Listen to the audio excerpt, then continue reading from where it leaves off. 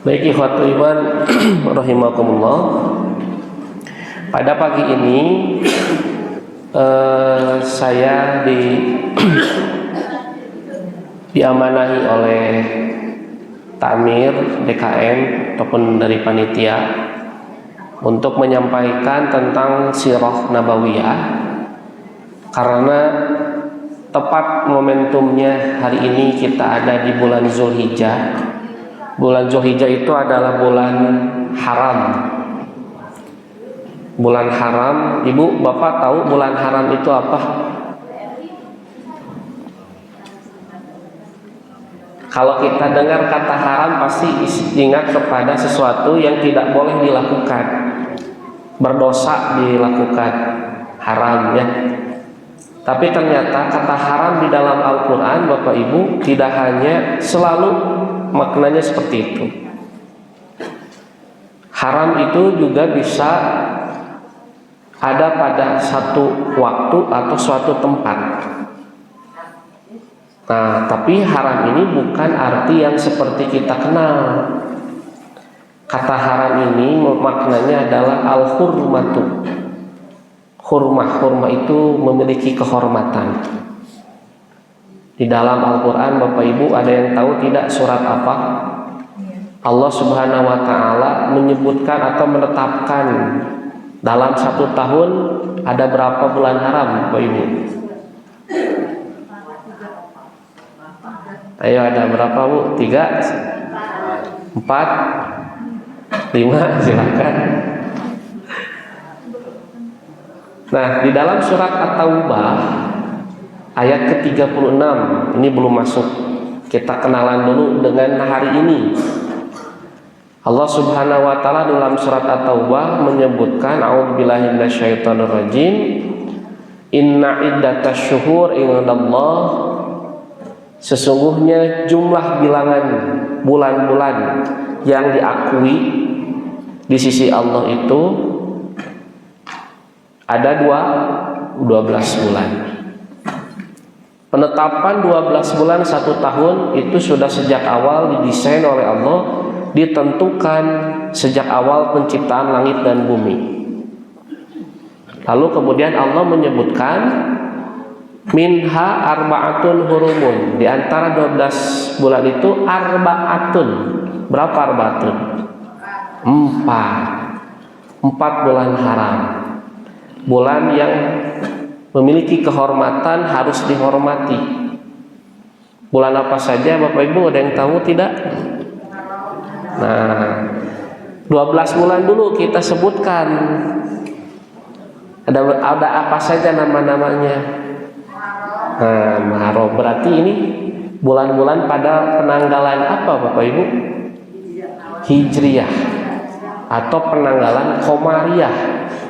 Penanggalan yang berdasarkan kepada peredaran bulan, bukan matahari, bukan penanggalan Syamsiah ataupun Masehi, gitu ya. Kalau Masehi kita kenalnya dari Januari, Februari, Maret terus sampai Desember.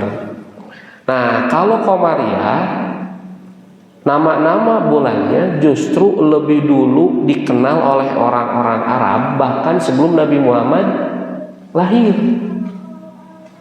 Nabi Muhammad belum lahir, tapi orang-orang Arab sudah kenal dengan 12 bulan ini. Bahkan ada yang mentradisikan menghormati 4 bulan yang tadi. Jadi sebetulnya 4 bulan yang haram itu awalnya tradisi. Awalnya, tapi kemudian ditetapkan oleh Allah, diapresiasi oleh Allah sebagai bentuk kebaikan. Jadi ada tradisi yang baik diakui oleh Allah. Contohnya 4 bulan yang dihormati. Nah, kalau 12 bulan itu terdiri mulai dari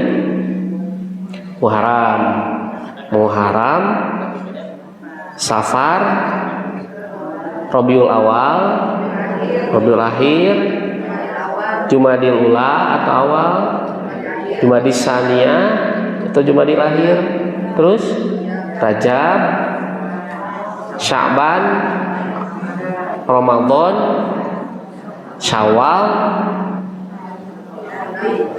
Zulqa'dah, Zulhijjah. Nah, kita harus hafal Bapak Ibu ya. Karena ini bulan-bulan yang diakui oleh Allah.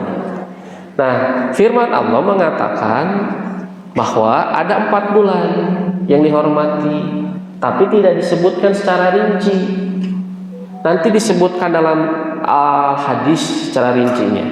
Riwayat Imam Al-Bukhari ketika Rasulullah SAW sedang berkhutbah saat Haji Wada.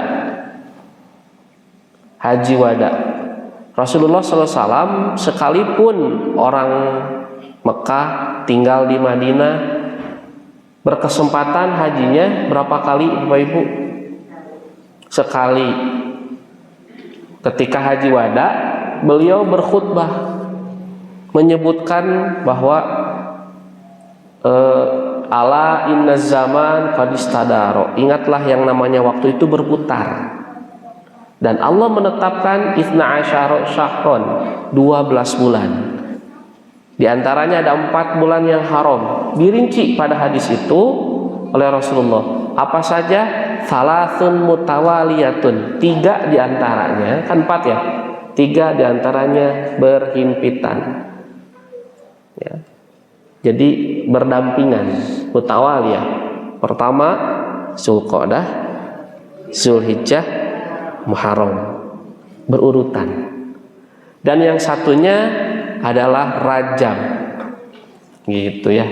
Nah, kalau Bapak Ibu mau diselidiki, ternyata dulu orang-orang Arab berbeda pendapat Rajabnya.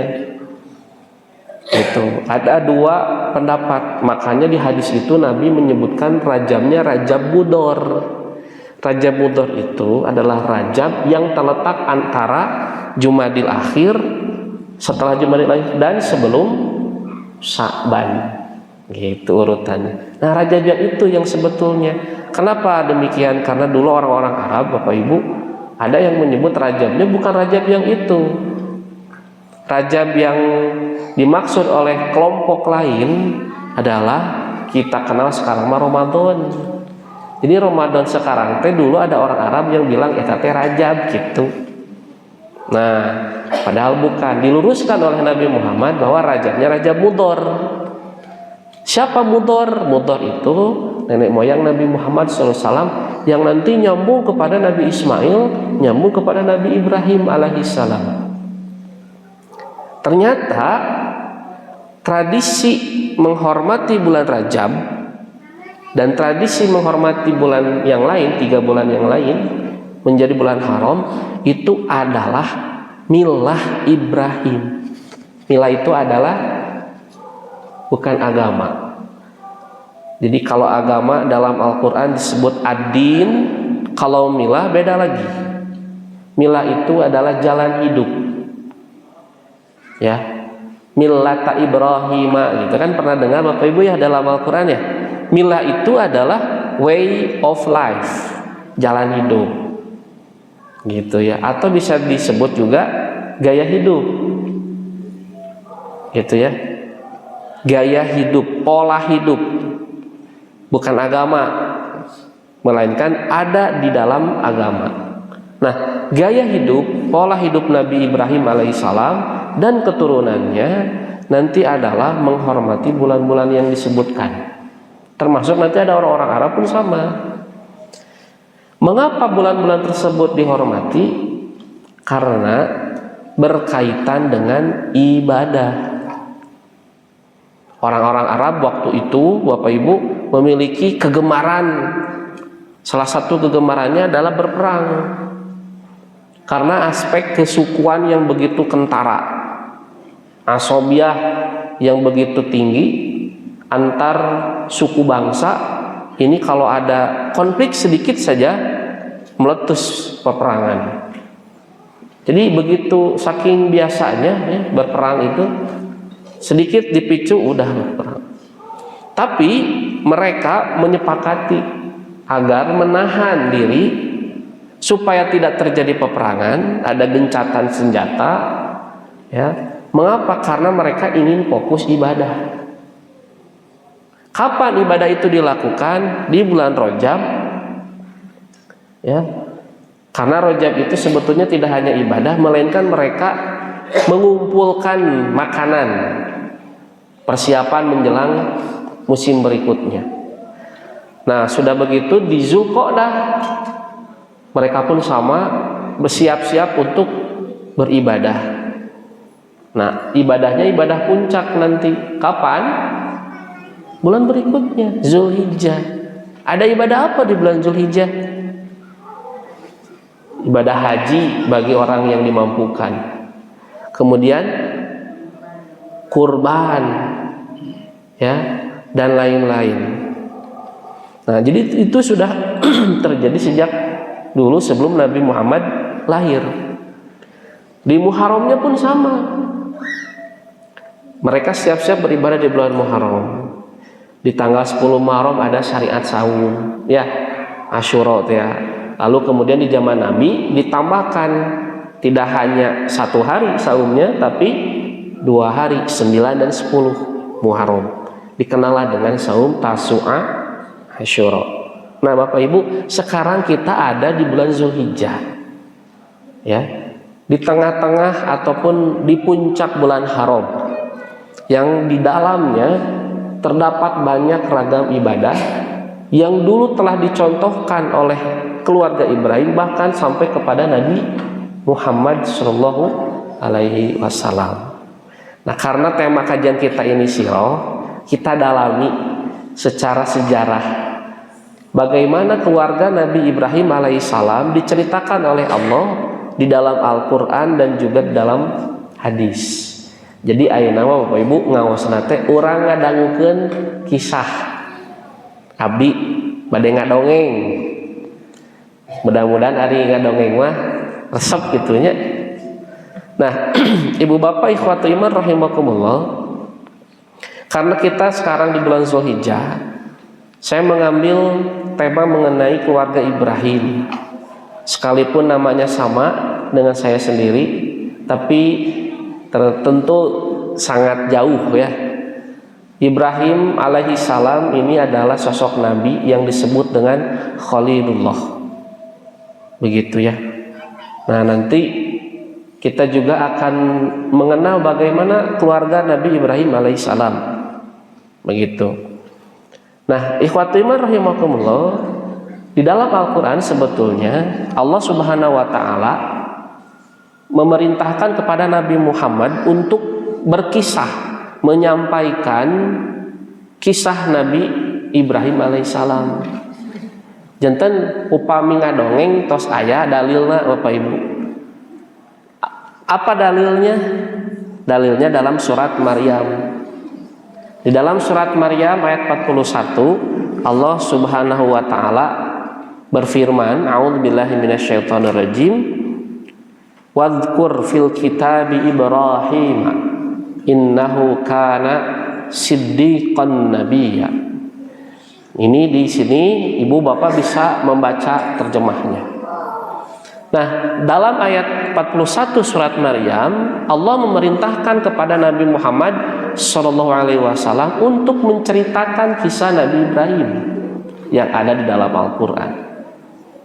Dan Bapak Ibu di rumah kalau punya anak, kalau punya cucu, jangan bosan-bosannya bercerita, apalagi kisah para nabi. Kenapa? Nabi Muhammad SAW saja diperintah oleh Allah, disuruh oleh Allah untuk bercerita, berkisah, gitu, ya. Dalilnya ini, wadhkur fil kitabi, ceritakanlah olehmu Muhammad di dalam Al-Quran Ibrahim, kisah tentang Ibrahim. Innahu kana siddiqan nabiyya, sesungguhnya Ibrahim itu adalah siddiqan, seseorang yang membenarkan. Ada seorang sahabat Nabi yang gelarnya As-Siddiq. Tahu Bapak Ibu siapa? Masih ingat? Abu Bakar. Abu Bakar As-Siddiq itu adalah gelar As-Siddiq itu. Kenapa Abu Bakar diberi gelar as-siddiq? Kenapa Pak Ibu? Satu, apalagi? Membenarkan Islam. Nah itu. Di dalam peristiwa yang tidak masuk akal, di mana ada orang dalam satu malam waktu itu diperjalankan oleh Allah Subhanahu wa taala dari Masjidil Haram ilal Masjidil Aqsa. Ada itu ceritanya dalam surat Al-Isra ayat 1. A'udzubillahi minasyaitonirrajim. Bismillahirrahmanirrahim. Subhanalladzi asra bi'abdihi lailam minal Masjidil Harami ilal Masjidil Aqsa. Maha suci Allah yang telah memperjalankan hambanya di malam hari dari Masjidil Haram ke Masjidil Aqsa. Ya, zaman kapungkur mah Bapak Ibu orang-orang pasti tidak akan percaya. Wah, cenah piraku sapeuting bisa nepi ke Palestina begitu. Kalau sekarang mah iya gitu ya.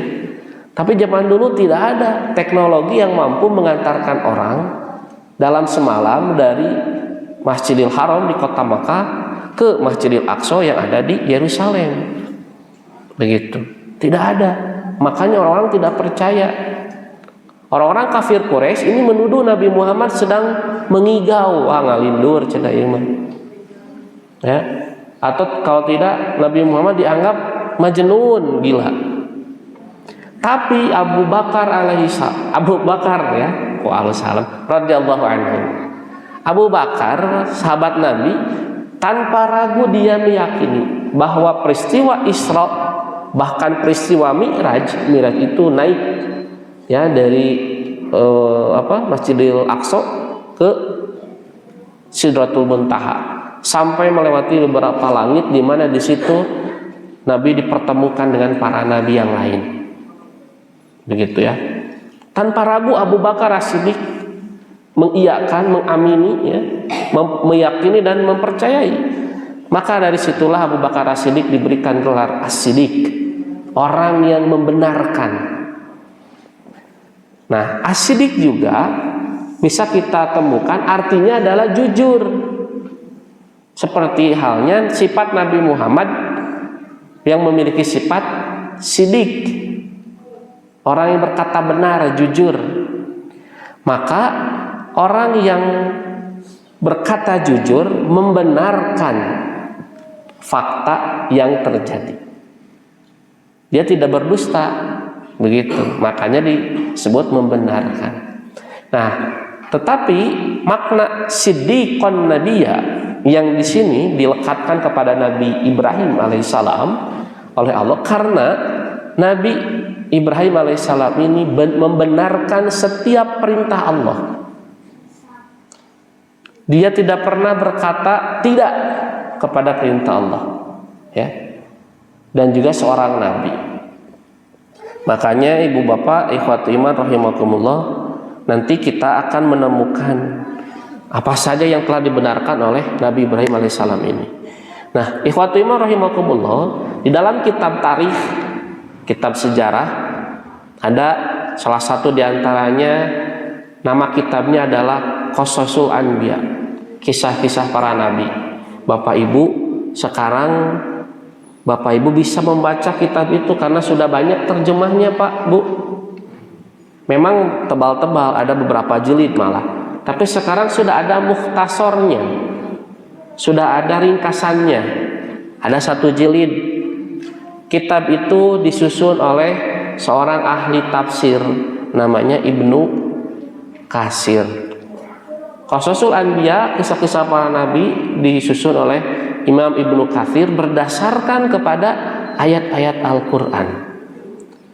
Jadi Bapak Ibu upami di bumi, kalau di rumah bisa tidak ya baca kitab? Bisa Pak Bu, karena sudah banyak terjemahnya. Bapak Ibu bisa jalan-jalan ke toko buku, cari ada tidak kitab Qasasul Anbiya, penulisnya Ibnu Katsir. Insya Allah ada. Ibu bapak beli, bisa dibaca di rumah, ya, membaca, menelusuri kembali bagaimana kisah para nabi sejak Nabi Adam sampai Nabi Muhammad SAW. Termasuk di situ juga diceritakan nabi-nabi yang tidak disebutkan dalam Al-Quran, gitu ya. Ada Nabi Sis, pernah dengar Bapak Ibu? Ada Nabi Samuel. Samuel teh Pak, seorang nabi dari Bani Israel. Ada Nabi Sam'un. Pernah dengar gak Bapak Ibu Sam'un? Atau Simeon kalau orang Yahudi mah bilangnya. Atau Samson kita madang. Samson, Sam'un, Simeon adalah orang yang sama dengan pelafalan berbeda. Si Samson gininya, Samson teh kan divisualisasikan orang yang gagah, kuat ya. Nah, karena memang Nabi Sam'un pun begitu secara fisik gitu. Dan lain-lainnya. Nah, di dalam kitab tersebut Bapak Ibu diceritakan bahwa nama lengkap Nabi Ibrahim alaihissalam itu adalah Ibrahim bin Tarikh. Ini berdasarkan data yang disampaikan oleh para ahli nasab. Jadi di kalangan bangsa Arab itu, atau mungkin juga di bangsa kita ya, juga ada orang yang rajin menulis silsilah keluarga, menelusuri kakek nenek moyang saya itu siapa. Nah, disebutlah ahli nasab. Nah, dari kalangan ahli nasab ada yang menyebutkan ayah Ibrahim itu namanya Tarikh. Ibrahim bin Tarikh, Ibrahim putra Tarikh, bin Nahur putra Nahur ya, bin Sarug bin Ragu, bin Falid bin Abir, bin Shalih, bin Arfakhshaz, bin Sam bin Nuh alaihissalam. Jadi nyambung nasabnya kepada Nabi Nuh alaihissalam dari Sam bin Nuh. Karena nanti Nabi Nuh alaihissalam punya anak 3, Sam, Ham, Yafith. Yang ketiga anaknya ini nanti akan melahirkan bangsa ras manusia yang berbeda-beda. Kalau Sam ini nanti akan lahir dari Sam ini adalah orang-orang yang rasnya berkulit merah dan putih. Orang Arab, orang Eropa gitu ya. Kalau Ham turunannya ini adalah orang-orang yang berkulit hitam, orang-orang Afrika, itu Ham. Kalau Yafith, dari Yafith ini akan lahir orang-orang yang beras berkulit kuning, Cina, Mongol ya, orang-orang Asia, ini keturunan Yafith. Nah, Bapak Ibu keturunan mana? Yafith kita mah, karena ya dari Asia, rasnya mirip. Sekalipun kulit kita tidak kuning gitu ya, sawo matang, eksotis Bapak Ibu. Hari ini banyak orang yang ingin punya kulit eksotis gitu. Nah, 3 putra Nabi Nuh alaihissalam ini, Sam, Ham, Yafith, ini melahirkan ras manusia yang berbeda-beda. Dari Sam lahirlah keturunan orang-orang Arab. Begitu. Ya.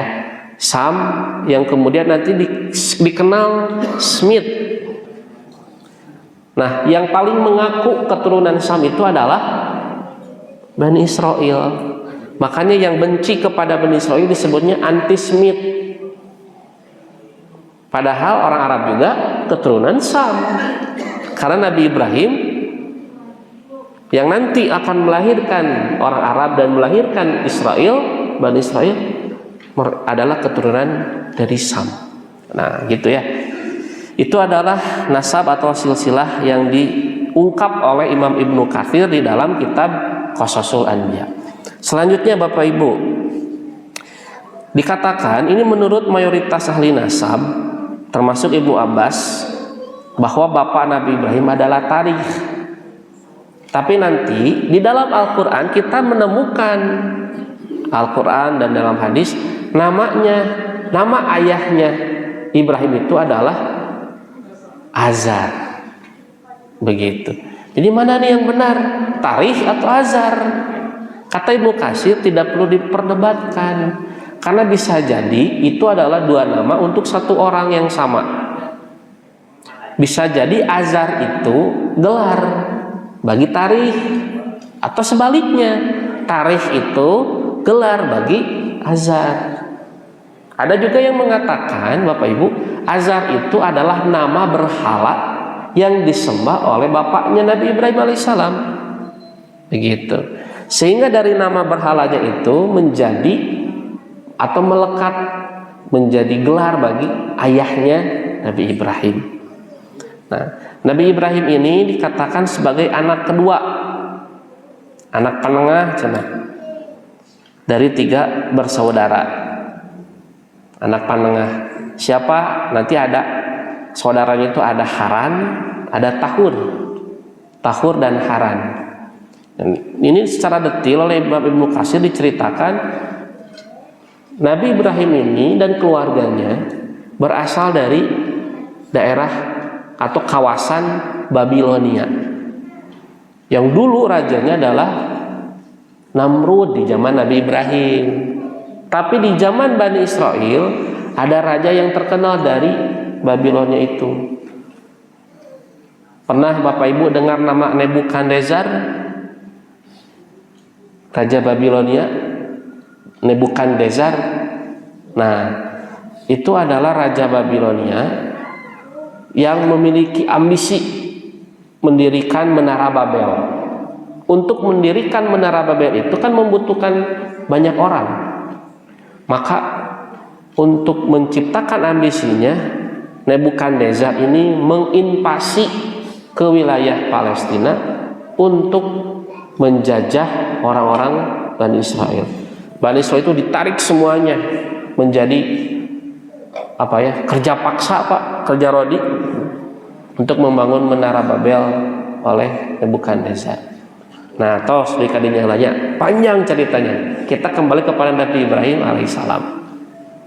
Nah, Bapak Ibu ikhwatimah rahimakumullah, nanti akhirnya diceritakan bahwa Nabi Ibrahim ini tinggal di Babilonia, lalu kemudian bersama keluarganya hijrah ke wilayah Palestina.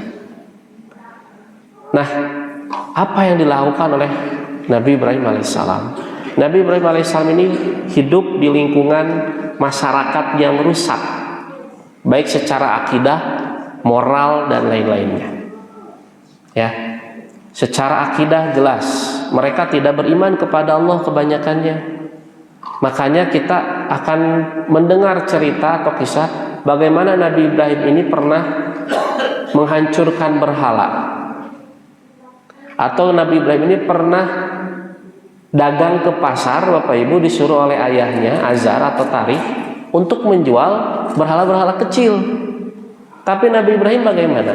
Dia adalah sosok manusia yang menggunakan akal pikirnya, menggunakan hati dan keimanannya. Piraku cenah aya Tuhan didagangkeun gitunya.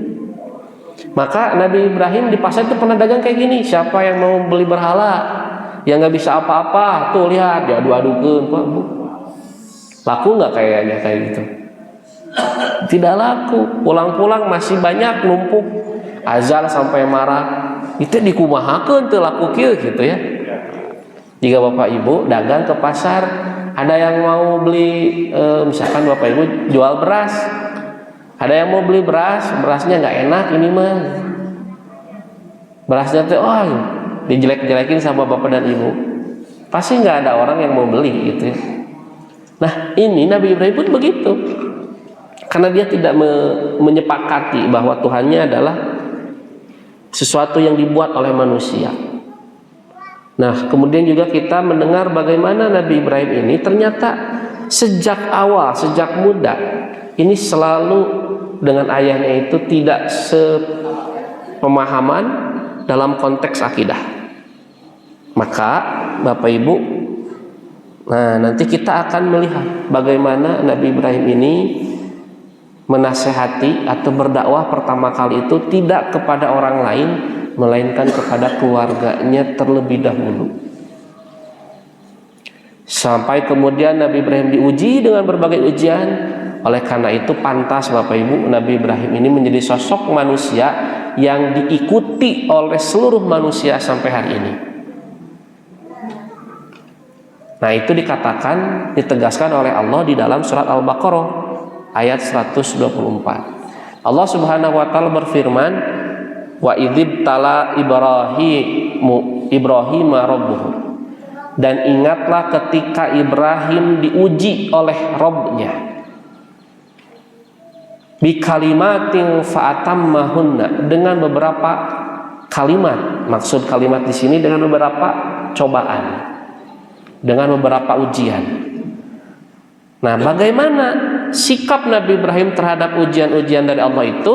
Fa'atammahunna, artinya tidak hanya melaksanakan, tetapi fa'atammahunna itu artinya menyempurnakan, dilakukan dengan sempurna, tidak ada sisa, tidak ada cerita yang gagal. Oh cenah mah di piwarang A dilaksanakan tapi tidak sempurna, asal gugur kewajiban ya. Kalau kita mah cobi pang ngadamelkeun ieu kopi, anu penting ngadamel kopi begitu. Nabi Ibrahim tidak begitu, tetapi terhadap perintah Allah dilaksanakan sesempurna mungkin, sebaik mungkin. Itu makna fa'atammahunna.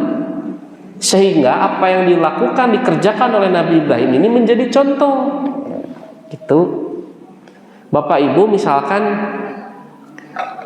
membuat sesuatu, memproduksi sesuatu.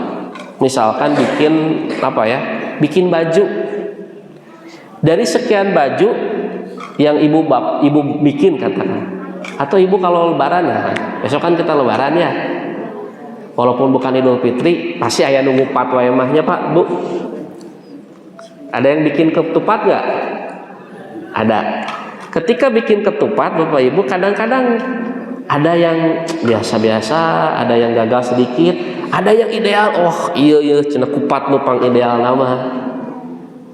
Sehingga sesuatu yang ideal itu ketika ibu buat sempurna mungkin dengan penuh hati ya, dengan hati buatnya, itu pasti akan dijadikan oleh ibu sebagai prototipe, contoh. Kemal lamun ngadamel kupat yang dia.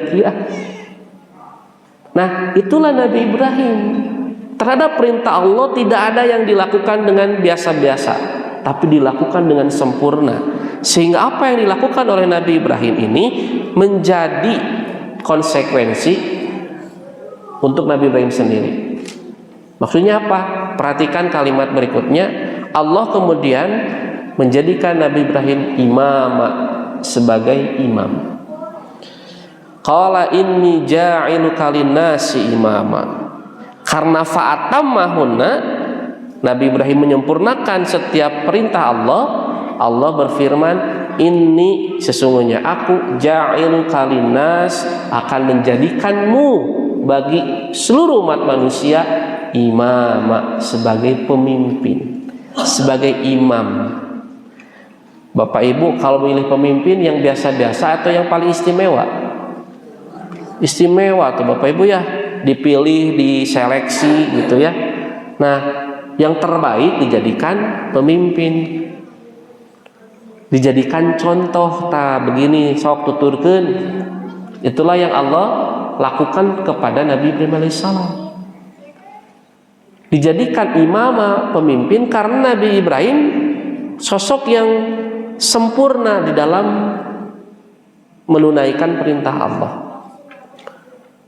Qala, Nabi Ibrahim meminta kepada Allah, ya Allah, wa min dzurriyyati, apakah keturunanku juga akan diikuti, akan menjadi imam?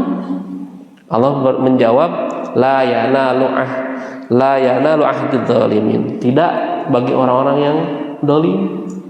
Kenapa? Ternyata betul nanti di antara keturunan Nabi Ibrahim ada yang zalim. Siapa? Bani Israel, gitu ya.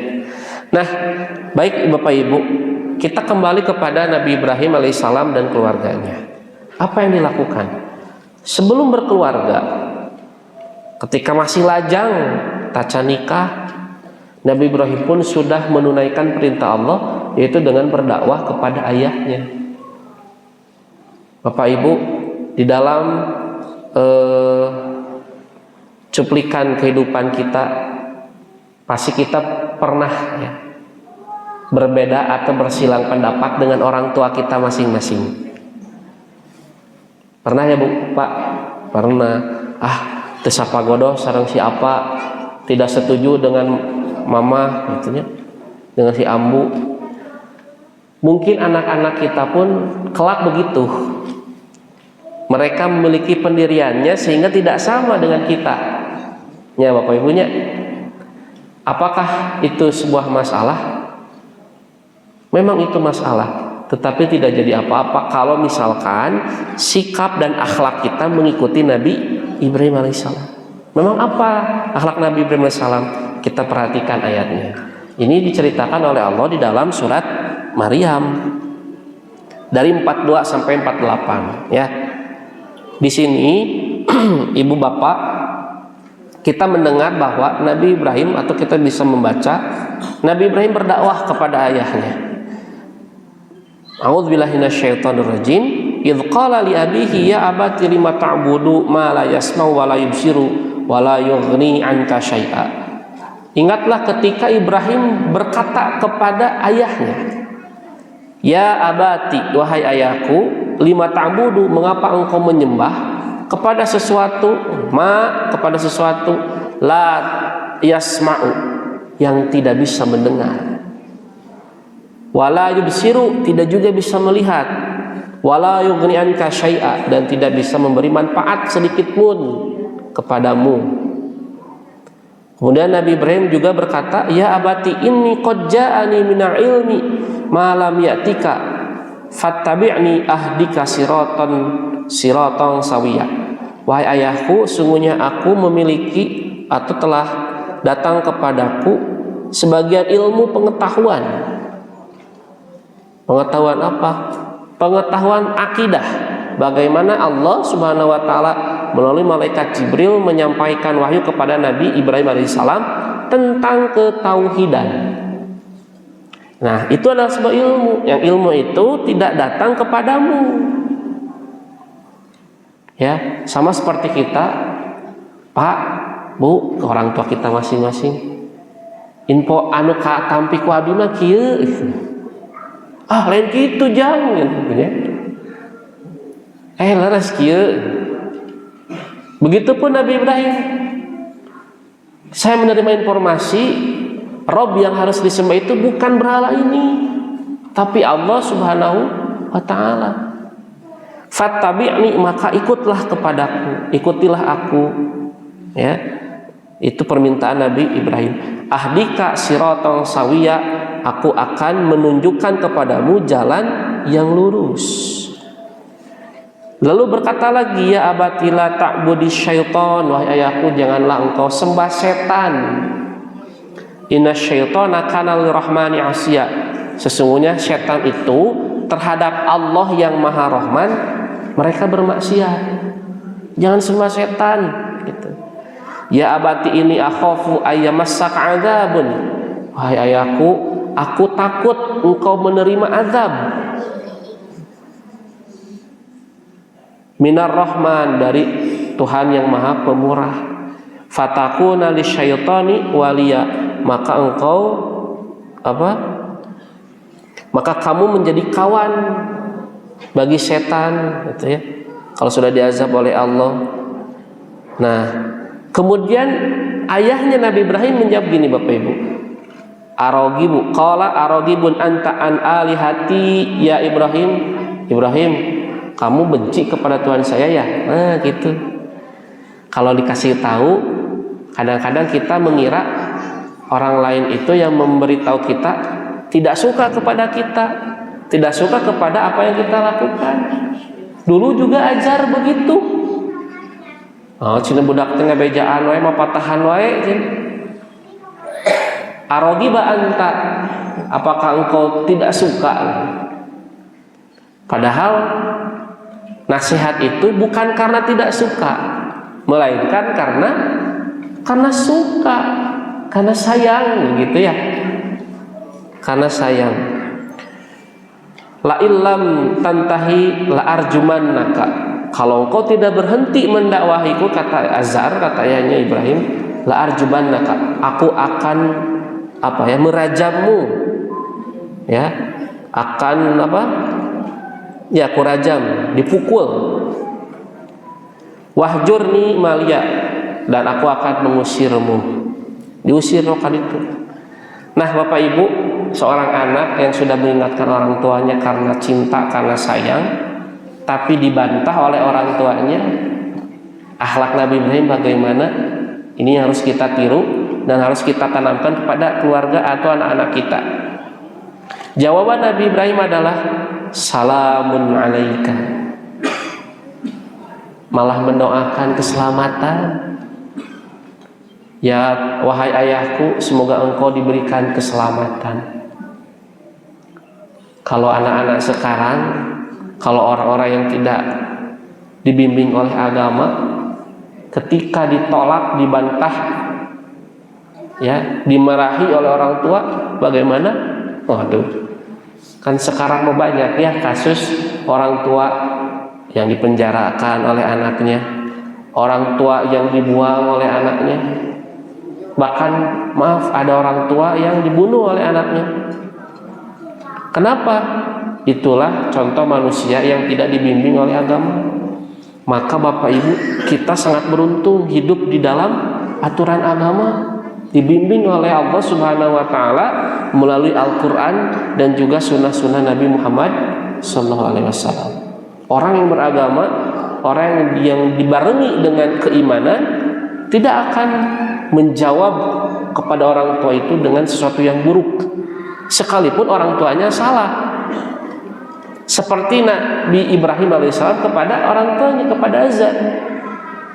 Nabi Ibrahim malah berkata, salamun alaika, semoga engkau diberikan keselamatan. Lalu berdoa kepada Allah untuk meminta ampunan untuk orang tuanya. Sa'astaghfirulaka rabbi, aku akan meminta ampunan kepada Rabbku untukmu. Tuh Pak, Bu, Nabi Ibrahim begitu. Lalu kemudian, innahu kana bi hafiya, sesungguhnya Tuhanku kepadaku hafiya, dia sangat baik, dia sangat lembut. Nah selanjutnya sampai ke ayat terakhir 38, wa'tazilukum wa ma tad'una min dunillahi wad'u rabbi asa ala aku nabi du'ai rabbi saqiya, aku akan menjauhkan diri darimu karena ayahnya tidak mau dinasihati, ya sudah, terus itu mah atas masing-masing begitu. Dari apa yang telah kamu seru selain Allah, berlepas diri dari perbuatan ayahnya, maka tanggung jawab masing-masing. Kalau begitu saya sudah memberikan nasihat. Itu Bapak Ibu yang dilakukan oleh Nabi Ibrahim di lingkungan keluarganya. Nah setelah itu singkat cerita, karena kan ceritanya panjang, waktunya tidak lama, mungkin sebentar lagi habis, tetapi kisahnya masih panjang Bapak Ibu. Kita mendengar cerita Nabi Ibrahim kemudian pernah berdusta, yang sampai-sampai Nabi Ibrahim ini Bapak Ibu tidak bisa memberikan syafaat kepada umat manusia. Kalau Bapak Ibu baca satu hadis tentang syafaat, nanti seluruh umat manusia ini akan meminta syafaat kepada para nabi dan rasul. Minta kepada Nabi Adam alaihissalam, kata Nabi Adam, jangan, saya pernah berdosa. Apa dosa Nabi Adam Bapak Ibu? Nah, memakan buah terlarang, buah khuldi, karena rayuan setan melalui istrinya Hawa. Gitu ya. Nah, meminta kepada Nabi Nuh, cenah saudara Nabi Adam teh, jangan ke saya, kepada nabi yang lain. Coba ke Nuh. Minta ke Nabi Nuh alaihissalam. Wahai Nabi Nuh, minta syafaat dong. Syafaatnya apa ya? Subsidi kalau kita mah. Kalau subsidi banyak sedikit. Sedikit atuh ya, kalau yang banyak mah bukan subsidi, itu mah gratis berarti. Nah, minta ke Nabi Nuh alaihissalam, Nabi Nuh tolong dong minta syafaat. Kata Nabi Nuh, wah jangan ke saya jangankan kalian, anak saya juga tidak terselamatkan. Siapa? Kan'an. Minta kepada Nabi Ibrahim, Nabi Ibrahim tolong kami minta syafaat dong. Aduh jangan, saya pernah berdusta seumur hidup saya sebanyak 3 kali. Bu, Nabi Ibrahim seumur hidup ngabohongna mung 3 kali seumur hidup teh.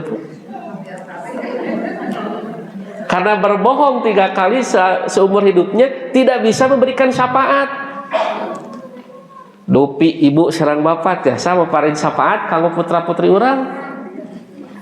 Aduh cenah boro-boro abdi Pak Ustadz.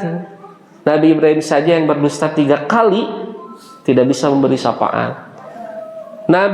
Apalagi kita yang berdustanya berapa kali? Berkali-kali ya. Berkali-kali. Nah, apa saja Nabi Ibrahim ketika dia berdusta, dalam hal apa saja? Di bawah Bapak Ibu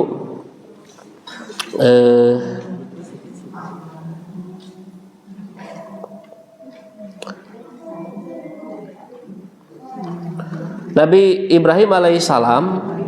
Nah, dalam riwayat Imam Al-Bukhari ini nomor hadis 3108 dari Abu Hurairah diceritakan bahwa Nabi Ibrahim alaihissalam tidak pernah berbohong kecuali 3 kali. 2 diantaranya berkaitan dengan zat Allah azza wa jalla. Pertama, ketika Nabi Ibrahim diajak untuk waktu itu masih di Babilonia, masih di bawah kekuasaan Raja Namrud, Nabi Ibrahim itu diajak pengajian tanda petik. Tapi pengajiannya menyembah berhala. Ayo orang ngaos. Nabi Ibrahim tidak percaya kepada berhala ya. Nabi Ibrahim itu beralasan, moal abi teu damang. Ini sakim, itu ada dalam surat As-Saffat ayat 89. Mangga we Bapak Ibu abi nuju teu damang.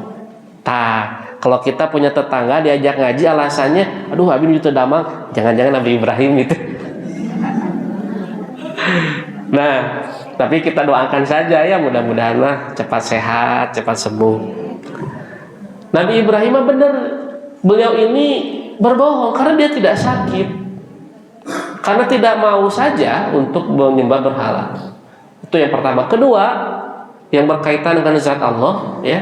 Kenapa sakit berkaitan dengan zat Allah? Kan yang membuat sakit dan sehat Allah, tapi dia beralasan sedang sakit padahal sehat. Yang kedua, ketika Nabi Ibrahim disidang setelah menghancurkan berhala-berhala kecil, sementara berhala yang besar didiamkan, dibiarkan. Kapak yang bekas menghancurkan berhala kecil digantungkan ke leher patung yang paling besar. Ditanyalah, Ibrahim, kamu yang menghancurkan berhala ini? Nabi Ibrahim berdusta. Bukan. Tanya saja sama berhala yang besar, barangkali dia lihat atau tahu, atau dia yang melakukannya. Nah gitu, dalam rangka untuk mendebat Namrud. Namrud pun akhirnya masuk ke perangkapnya Nabi Ibrahim. Masa patung bisa menghancurkan, tidak bisa bergerak? Mana mungkin? Dibalikkan deui ku Nabi Ibrahim. Kalau begitu mengapa kalian sembah? Nah tidinya. Nah, sekalipun Bu ya, Nabi Ibrahim berdustanya maksudnya baik ya, tapi tetap membuat Nabi Ibrahim tidak bisa memberi syafaat. Yang ketiga, kisah ketika Nabi Ibrahim hijrah ke Mesir bersama istrinya yang bernama Sarah. Pada waktu itu ada kebiasaan, karena Raja Mesirnya itu Fir'aun punya perilaku yang buruk. Kalau ada seorang perempuan cantik, ya, dia itu sudah menikah, maka pasti akan direbut, ya, direbut dari suaminya. Tapi jika perempuan itu adalah saudara seseorang, maka akan dihormati. Makanya Nabi Ibrahim berdusta. Bahkan mengajak berdusta kepada Sarah. Sarah, kalau kamu nanti ditanya kamu adalah siapa, jangan kau katakan sebagai istriku, tapi sampaikanlah engkau adalah saudariku. Nah, bohong. Tapi untuk menyelamatkan Sarah maksudnya. Tapi karena kecantikannya Sarah, eta Fir'aun tetap merebut Sarah dari Ibrahim. Sampai-sampai ketika Fir'aun itu atau Raja Mesir itu mau menyentuh Sarah, Allah membuat si Fir'aun itu kejang, tidak bisa menyentuh sedikit pun. Sakit. Wah, Fir'aun kan tahu, wah berarti ini bukan orang sembarangan. Maka minta kepada Sarah, wahai Sarah, berdoalah kepada Tuhanmu agar menyembuhkan aku tidak akan mencelakaimu. Sarah berdoa kepada Allah, sembuh Fir'aun. Nah, mumpang mengpeng, sehat gini, cobaan deh gitu. Itulah ya Pak, nikmat sehat yang sering kita lupakan. Padahal baru saja kemarin kita sakit, aina menuju sehat, hilap apa yang menyebabkan kita sakit ya. Makanya kata Nabi Muhammad SAW, ada dua nikmat yang sering kita lupakan. Nikmatani magbubun, dua nikmat yang sering kali kita lupakan. Yang pertama as-sihhatu wal faragh, nikmat sehat dan nikmat waktu yang luang. Menuju sehat hilap, makan lagi sesuatu yang menyebabkan kita sakit gitu. Oh nyanya kan kamari teh sakit karena makan ini gitu. Sekarang makan lagi. Itu juga yang dilakukan atau dirasakan oleh Fir'aun. Fir'aun waktu sehat namanya cikene didamangkeun ku Allah. Mau mencoba menyentuh Sarah lagi, sakit lagi, minta doa lagi kepada Sarah, minta didoakan, sembuh lagi. Mau coba lagi sampai ketiga kalinya, sakit lagi, disembuhkan lagi. Sampai-sampai Fir'aun mengatakan kepada pengawalnya, kalian memberikan kepadaku bukan manusia, tapi memberikan setan, cenah gitu. Marah. Nah, dari situlah Bapak Ibu akhirnya Sarah dilepaskan dan diketahui, wah jigana Ibrahim dan Sarah ini bukan orang sembarangan. Sampai-sampai dibebaskan dan diberikan hadiah berbagai macam benda, hadiah emas, perak, baju linen yang mulus, pembantu, dan juga seorang khadimat. Bukan budak di sini maknanya. Siapakah itu? Hajar. Nah Bapak Ibu, ini perlu saya luruskan mengenai Hajar. Hajar atau di dalam Bible disebutnya Hagar. Beliau ini bukan seorang budak. Kita terlampau mengetahui atau menyebut Sarah Hajar itu sebagai budak, padahal bukan budak. Hajar itu orang merdeka. Bahkan di dalam literatur Yahudi, di dalam tanah tuh Taurat, Nebiim, Ketubim, ini yang ada dalam Perjanjian Baru. Ini diceritakan dalam kitab Kejadian pasal 12 ya, atau sampai ke pasal 16, bahwa yang namanya Hajar itu adalah Princess of Egypt. Putri ya, seorang putri dari kerajaan Mesir. Bahkan ada yang menyebutkan bahwa Hajar itu adalah bintu Fir'aun, anaknya Fir'aun. Makanya kalimat dalam hadis ini, kalau ibu bapak baca teks hadisnya, Rasulullah menyebut Hajar ini adalah, atau di sini kalimatnya fa'akhdamaha Hajaro, maka diberikanlah Hajar sebagai pelayannya. Akhdam ya, khodimat, bukan budak, pelayan, orang yang mendampingi, melayani, atau bisa disebut asisten. Begitu ya. Makanya bahasa Inggrisnya itu handmaiden, bukan slave gitu. Handmaiden, asisten rumah tangga. Kan Bapak Ibu, yang namanya khodim atau khodimat itu kan bukan berarti mereka budak belian atau hamba saya, bukan. Yang namanya raja pun sekarang bisa menjadi khadim. Raja Arab Saudi disebut apa? Pelayan dua kota suci. Khadimul Haramain. Mana saja? Makkah dan Madinah. Raja eta teh Bapak, Bu. Ya. Jadi tidak semua khadimat mereka adalah hamba sahaya atau budak. Makanya di dalam bahasa Arab, budak atau pelayan itu diungkapkan dengan berbagai macam kata. Satu, maula. Dua, khadim atau khadimat. Atau yang ketiga, abdun. Kalau abdun baru hamba sahaya. Begitu ya. Nah, hajar mah bukan. Kenapa saya harus luruskan ini? Karena padahal nih Bapak Ibu, di dalam sumber kitab orang-orang Yahudi, yaitu Taurat dan juga Injil, mereka pun mengakui Hajar itu orang istimewa. Tapi karena kedengkian, maka diplesetkan Hajar itu budak. Karena Hajar itu budak, maka Ismail dan keturunannya sampai Nabi Muhammad SAW, mereka adalah budak.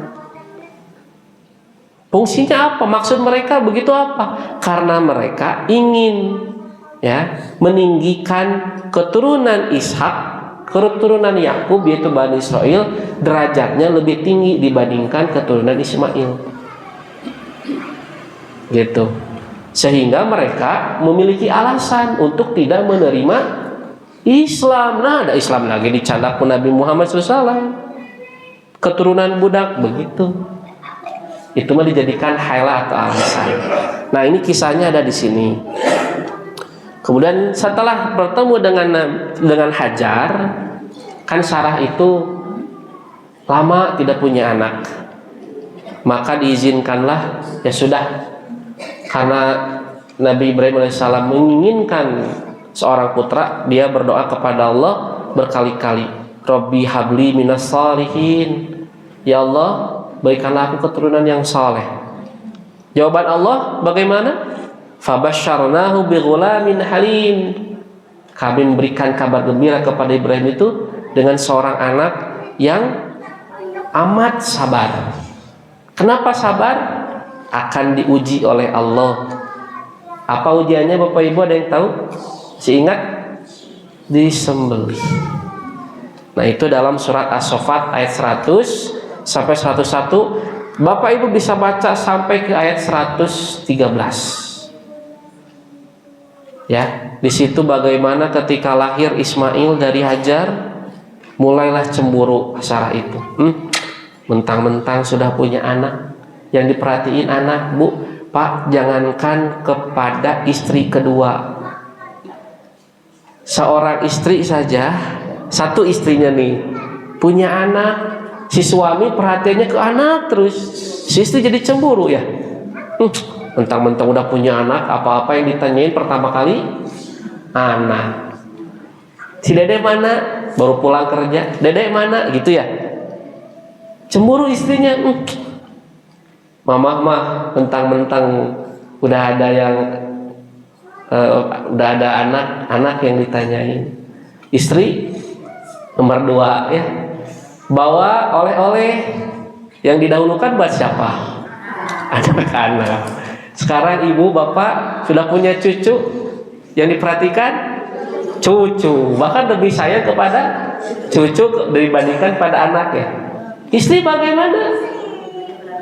Wah, sudah nomor 3 sekarang ya. Nah, itu teh Pak, kepada keturunan dari satu istri.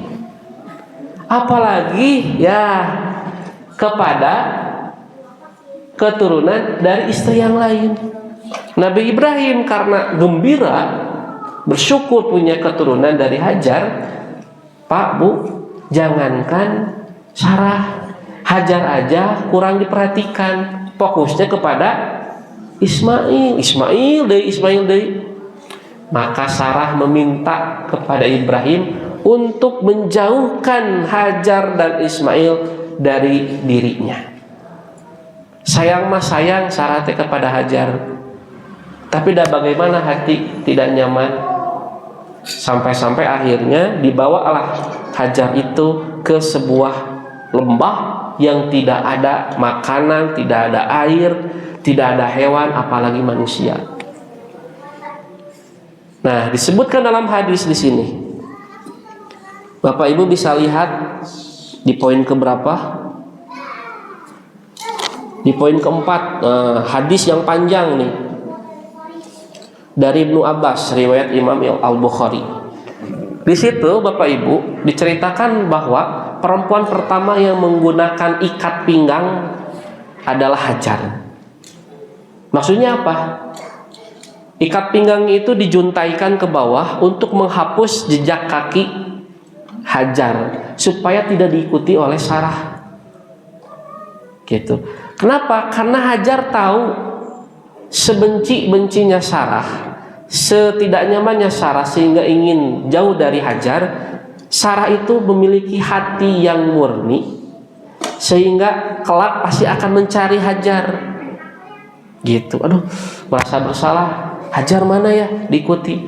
Nah, supaya tidak terjadi begitu, oleh Hajar, ikat pinggang yang dijuntaikannya menghapus jejak kakinya Hajar agar tidak ditemukan. Itu disampaikan oleh Ibnu Abbas. Nah, ikhwatul iman rahimakumullah, Bapak Ibu, singkat cerita dibawalah ke sebuah tempat. Makanya di dalam surat Ibrahim ayat 37, Nabi Ibrahim ini berdoa kepada Allah, ya Allah, aku meninggalkan anak keturunanku, istri dan keturunanku, fi wadin ghairi dzi zar'in, di sebuah lembah yang tidak ada tanaman. Disitulah Nabi Ibrahim mendoakan. Singkat ceritanya begini, dibawa, kemudian sudah sampai ke Mekah di lembah. Di sepanjang jalan Hajar tidak bertanya, "Pah, mama bari dikamanakeun?" Tidak bertanya begitu. Tuturkeun we Nabi Ibrahim mau kemana. Sampai ke Makkah, Nabi Ibrahim menitipkan minuman dan sekeranjang kurma bekal untuk Hajar. Di situ Bapak Ibu tidak ada, tanahnya tandus, hanya sepetak bangunan seperti pondasi yang belum selesai, itulah Ka'bah. Ketika mau pulang ditanya, dikejarlah Ibrahim itu oleh Hajar. "Bapak mau kemana?" Itu. Mau kemana? Diam saja, karena Ibrahim tidak sampai hati untuk berkata-kata. Sedih atau Bapak Ibu ya, baru punya anak, anaknya harus disimpan di sebuah lembah, tidak berpenghuni. Kumaha ieu teh? Padahal itu perintah Allah. Sampai berkali-kali, 3 kali bertanya, Ibrahim mau kemana? Hajar itu bertanya, "A maroka?" Ini. Kemudian bertanya, "Apakah Allah yang menyuruhmu?" Begitu.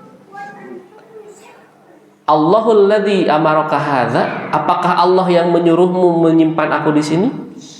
Nah, kalau ditanya begitu barulah Ibrahim menjawab, "Na'am, ya." Lalu setelah tahu Hajar bahwa ini adalah perintah Allah, bagaimana jawaban Hajar? Idzan la yudayyuna, kalau begitu Allah tidak akan menyia-nyiakanku. Dia yakin atas perintah Allah, sekalipun menyakitkan, sekalipun menakutkan, disimpan di sebuah tempat yang sepi, tapi yakin karena ini perintah Allah. Ternyata Bapak Ibu, kesolehan yang dimiliki oleh Ibrahim tidak hanya dimiliki oleh dirinya sendiri, melainkan ditularkan melalui pendidikan keluarga kepada istri dan anak-anaknya. Nah, penting di sini ya, ketahanan keluarga dalam konteks akidah, sehingga Nabi Ibrahim bisa menciptakan atau menghadirkan sesosok Hajar dan Ismail. Karena Hajar menjawabnya, "Idzan la yudayyunana." Kalau begitu Allah tidak akan menyia-nyiakanku. Dia yakin atas ketetapan Allah. Nah, sendirian berdoalah. Apa yang terjadi Bapak Ibu selanjutnya? Air habis, kemudian Ismail kelaparan, maka Hajar mencari ke sebuah tempat yang namanya Bukit Sofa. Dia berdiri di sana, barangkali ada orang, barangkali ada sumber air, ternyata tidak ada. Turun lagi, pergi ke Bukit Marwah. Balik lagi ke Safa, kembali lagi ke Marwah. Begitu 7 kali. Sehingga peristiwa itu dijadikan sebagai syariat syar'i di dalam ibadah haji. Begitu, itu kata Nabi. Nah, singkat cerita, datanglah malaikat membisikkan kepada Hajar, ya, sudah kembali. Tapi Hajar tidak yakin ini malaikat, sehingga barangkali ini mah bisikan hati saja. Tapi ketika datang atau kembali ke tempat di mana Ismail berada, di situ malaikat sedang mengeluarkan air yang tidak pernah berhenti, tidak pernah habis, bahkan nanti sampai hari kiamat. Itulah air Zam-Zam. Dekat dengan pijakan kakinya Ismail, air itu kemudian meluap sehingga ditampung oleh siapa? Oleh Hajar, sampai jangan sampai meluber. Kata Nabi Muhammad, ini doanya Nabi Muhammad, yarhamullahu umma Ismaila, semoga Allah merahmati ibu Ismail, yaitu Hajar. Lau tarokat Zam-Zama, seandainya dia membiarkan Zam-Zam, auqala, atau Nabi berkata begini, laulam taghrif minal ma'i, jika Hajar tidak menampung air Zam-Zam itu, lakanat Zam-Zamu ainan ma'inan, pasti Zam-Zam itu akan membuat sungai.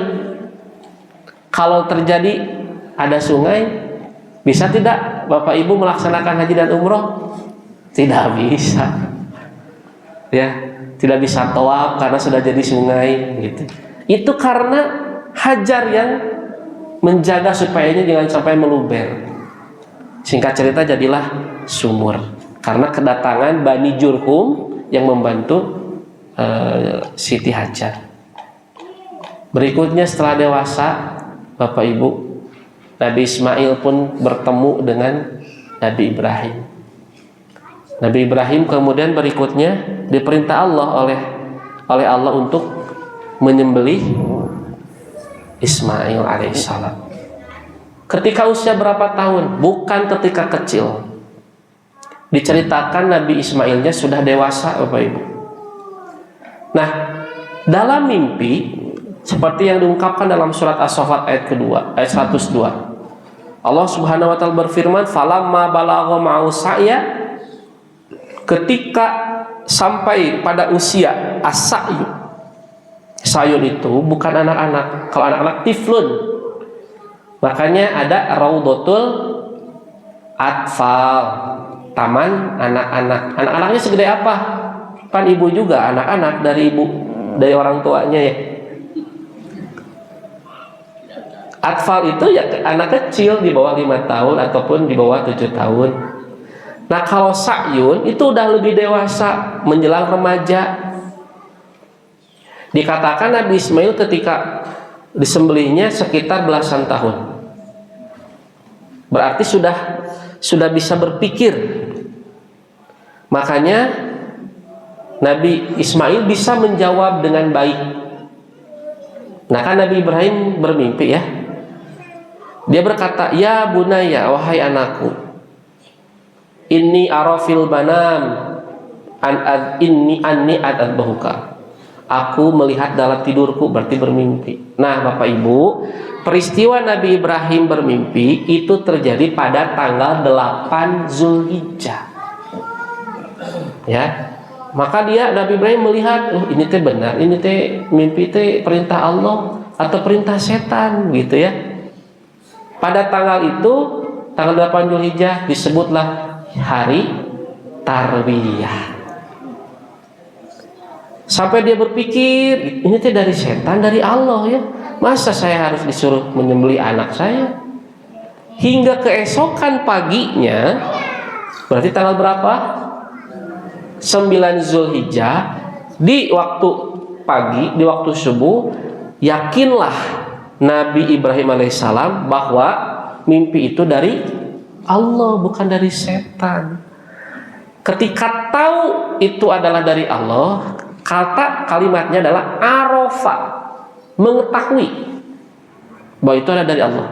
Sehingga tanggal 9 Zulhijjah disebutlah hari Arafah.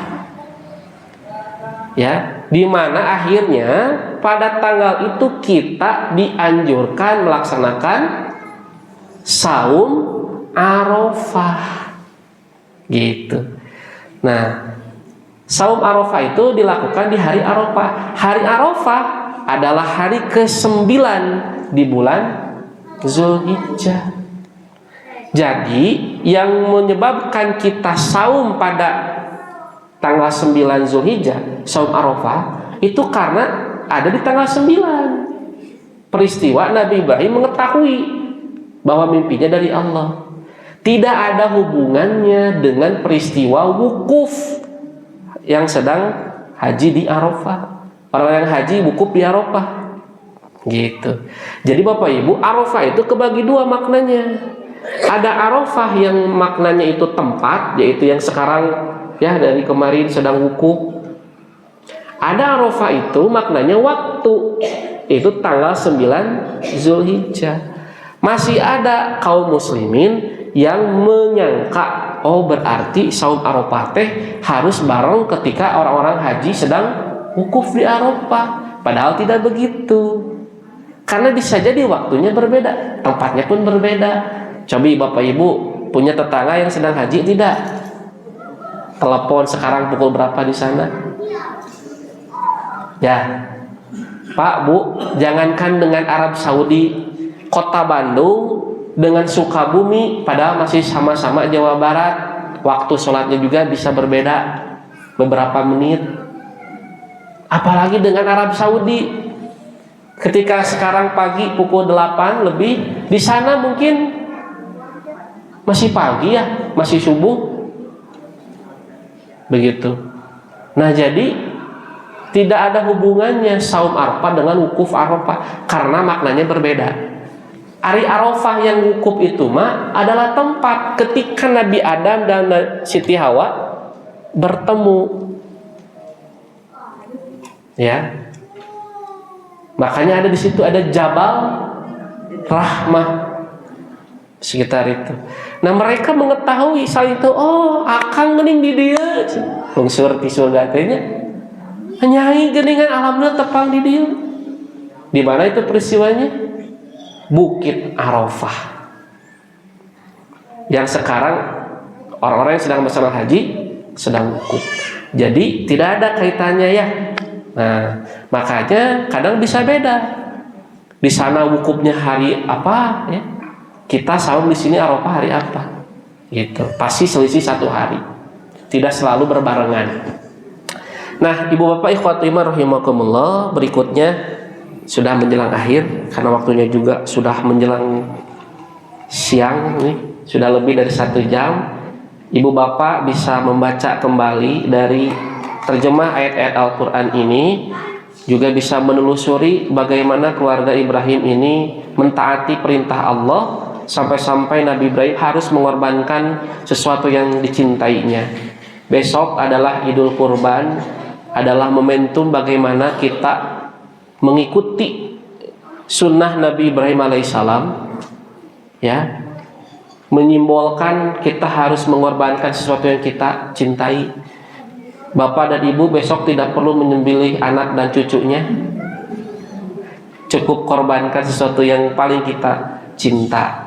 Seperti yang dicontohkan oleh Nabi Muhammad SAW yang menghidupkan milah Ibrahim berkurban ya, dengan hewan-hewan kurban yang pantas, yang layak, karena kita dalam rangka beribadah kepada Allah pasti harus menyempurnakan ibadah kita seperti halnya Nabi Ibrahim menyempurnakan perintah-perintah Allah. Itu saja yang dapat disampaikan. Sebelum ditutup, katanya boleh dibuka pertanyaan kan? Maka Bapak Ibu barangkali ada yang bertanya, silakan dikembalikan ke Teteh moderator.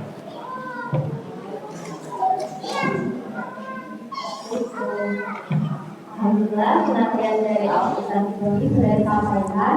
Boleh kepada dari Ustaz dulu pertanyaannya langsung. Oh, boleh. Tadi Ustaz akan memberikan pertanyaan dan bagi jamaah boleh untuk yang mengetahui jawabannya mengangkat tangannya. Mangga. Siap Bapak Ibu? Berapa kali ya? Berapa pertanyaan? Dua pertanyaan. Oh, 2 pertanyaan. Pertanyaan pertama. Pertanyaan pertama ya. Bapak Ibu. Apa ya? Lu gampil.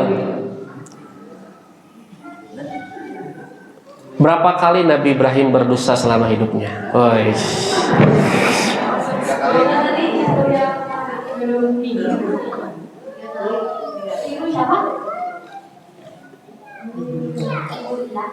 Ibu Endah. Oh, Ibu Indah. Oh ya. Berapa kali Bu? Kapan saja?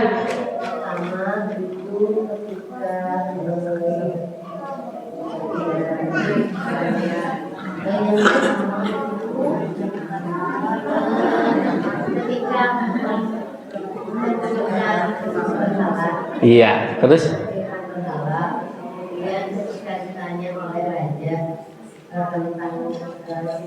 Siti Sarah. Satu lagi?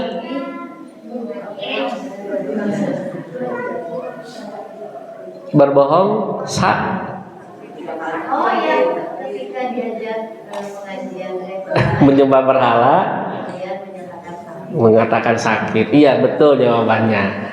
Satu pertanyaan berikutnya. Satu pertanyaan lagi Ustaz. Bapak-bapak mau, Bapak? Iya tuh, boleh. Pertanyaan berikutnya adalah, pada tanggal berapa Nabi Ibrahim mengetahui mimpinya dari Allah Subhanahu wa taala? Cung Pak, mengetahui bermimpinya kapan? Mengetahui. Berapa Pak? Kurang tepat kalau 8. Bapak Cung ada yang tahu? Pak? 9 apa? 9 bulan apa? Zulhijjah, sehingga disebut hari Arafah. Betul jawabannya.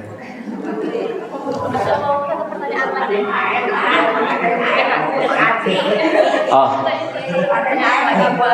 ada yang bertanya? Dari jamaah, Bapak Ibu mangga, barangkali ada yang bertanya. Selanjutnya dua pertanyaan sudah diberikan Pak Ustaz. Tapi barangkali dari Bapak atau Ibu ada yang ingin ditanyakan, boleh. Dari Ibu ada yang ingin ditanyakan? Cakap. Oh, alhamdulillah. Alhamdulillah. Oh, Bapak ada, mangga Pak. Dari kepada ini.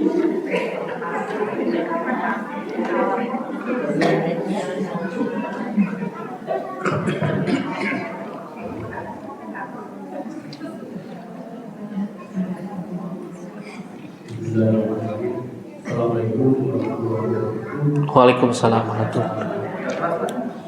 Terima kasih telah diberi kesempatan untuk bertanya Pak.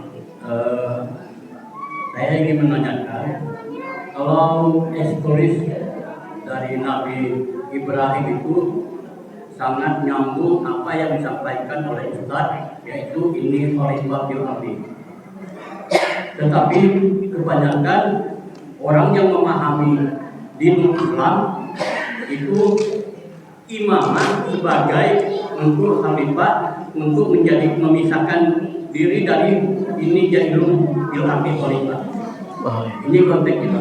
Terima kasih. Wassalamualaikum warahmatullahi wabarakatuh. Waalaikumsalam warahmatullahi wabarakatuh. Mohon Pak Jainuddin. Yang pertama, tadi Bapak membacakan satu ayat, itu surat Al-Baqarah ayat 30 Pak, di mana Allah Subhanahu wa taala menyampaikan kepada malaikat bahwa Allah akan menjadikan seorang pemimpin di muka bumi, ya, yaitu maksudnya adalah Adam alaihissalam Pak, bukan Nabi Ibrahim. Kalau itu khalifah, pemimpin. Khalifah itu artinya orang yang memimpin, orang yang mengelola, ya, orang yang mengurus, gitu. khalifah gitu.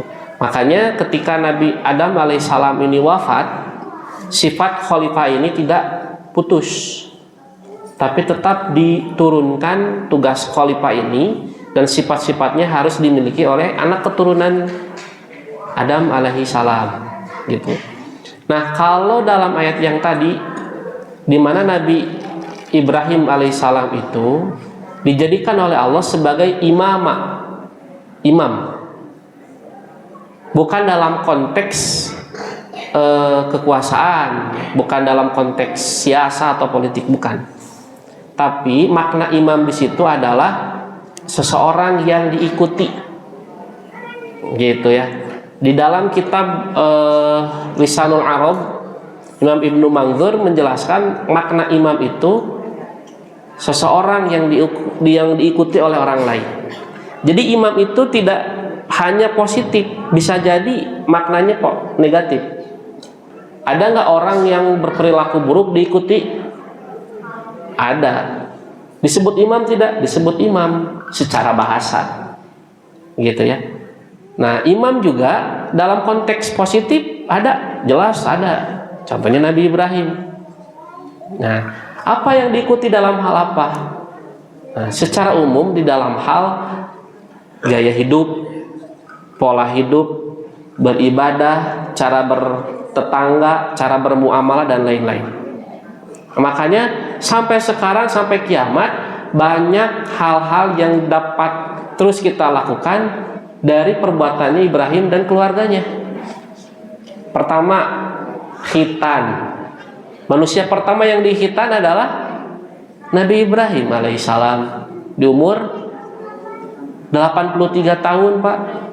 Nabi Ibrahim 83 tahun baru dikhitan, ya. Nah, terus baru anaknya, gitu ya. Ini cepat lihat. Ya buntu atuh dah seukutnya. Dan memang dikatakan Nabi Ibrahim mengkhitan dirinya dengan kapak. Itunya dengan kapak alatnya.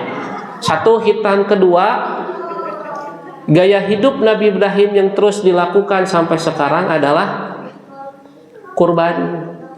Dari peristiwa tadi, ketika sudah siap menyembelih Ismail, Allah menahan. Dalam surat As-Saffat, nanti ibu bisa baca, ada di sini bu, ya. Ayat ke berapa itu? Ayat ke 104 tuh. Dan kami panggillah dia, hai Ibrahim. Nah itu, sesungguhnya kamu telah membenarkan mimpi itu. Ditahan oleh Allah. Tahan Ibrahim, kamu telah membenarkan mimpimu. Diganti oleh Allah dengan kambing, dengan domba yang besar. Di dalam riwayat yang lain, Pak, domba yang diberikan oleh Allah kepada Nabi Ibrahim sebagai pengganti Ismail itu adalah dombanya Habil. Ibu bapak kan tahu cerita Habil dan Qabil? Nah, diminta oleh Allah untuk berkurban. Yang diterima kurbannya siapa? Habil, karena Habil mengorbankan kambing atau domba yang sehat, yang besar. Tapi zaman dulu proses diterima atau berkurbannya tidak dengan sembelih. Pada faktanya kan kambing Habil ini disambar oleh petir. Tanda itulah yang diterima oleh Allah. Barulah di zaman Nabi Ibrahim sampai berikutnya kurban dilakukan dengan menyembelih. Nah, sudah begitu, sunnah berikutnya yang sampai sekarang dilakukan dari perbuatan Ibrahim dan keluarganya, selain tadi khitan, kurban, haji. Haji juga itu adalah pionir atau inisiator atau apa ya, orang yang melakukan pertama kalinya adalah Nabi Ibrahim alaihissalam. Begitu. Sampai dalam konteks akidah, menyembah Allah dan lain-lainnya. Semua hal itu diikuti oleh umat manusia sampai hari ini. Itulah tanda di mana Allah benar-benar menjadikan Ibrahim sebagai imam. Gitu. Itu Pak. Untuk meluruskan imamah dahulu hingga sekarang, Tapi mohon diluruskan Ustaz, imamah dalam konteks untuk sekarang ini orang itu memasukkannya dalam soal siasat. Ya. Ini apakah dibenarkan apa enggak dalam siasat kenegaraan? Baik. Nah, lalu bagaimana dalam konteks siasat? Imam kita sudah ada tidak dalam konteks siasat? Dalam konteks kekuasaan? Ada. Siapa? Siapa Bu imam kita di dalam konteks kekuasaan hari ini? Pak? Presiden, gubernur, wali kota, bupati, kemudian pak camat atau pak lurah, ya, kades, RW, RT, mereka adalah imam kita. Di dalam bahasa Al-Quran, imam mereka yang disebut dengan ulil amri. Begitu. Nah, kan Allah perintahkan kepada kita semua dalam Al-Quran, atiullaha wa atiur rasula wa ulil amri minkum. Taatlah kepada Allah, taatlah kepada Rasulullah dan ulil amri. Ulil amri itu orang yang memiliki kewenangan mengatur. Kalau taat harus diikuti enggak? Harus. Kata presiden A, diikuti tidak? Diikuti. Kata gubernur B, ikuti tidak? Ikuti. Bahkan sampai Pak RT bilang C, ikuti tidak? Ikuti. Mengikuti pemimpin sebagai bentuk ketaatan. Boleh? Harus, wajib. Selama tidak bertentangan dengan kemaslahatan, apalagi bertentangan dengan aturan Allah dan aturan Rasul, gitu ya. Jadi konteks imam itu adalah ada juga pada pemimpin-pemimpin kita hari ini dalam konteks kekuasaan. Mereka imam kita, ya. Manutun bil maslahat, tasarruful imam manutun bil maslahat. Jadi mengikuti perintah imam itu harus selaras dengan kemaslahatan, gitu. Bapak Ibu, kalau ada kebijakan dari Pak Camat untuk kecamatan Sukajadi, ya, masyarakat harus melaksanakan ini. Apalagi waktu zaman COVID kemarin, sampai ke Pak RT, masing-masing di RT di sini ada kebijakan warga, misalkan harus lapor 2 kali 24 jam bagi tamu yang datang. Kebijakannya itu diikuti tidak? Ikuti. Harus, wajib. Ya, karena tidak bertentangan dengan kemaslahatan, bahkan itu menghadirkan kemaslahatan, ya. Gitu ya. Maka itu dalam konteks siasah, Pak. Itu jawabannya.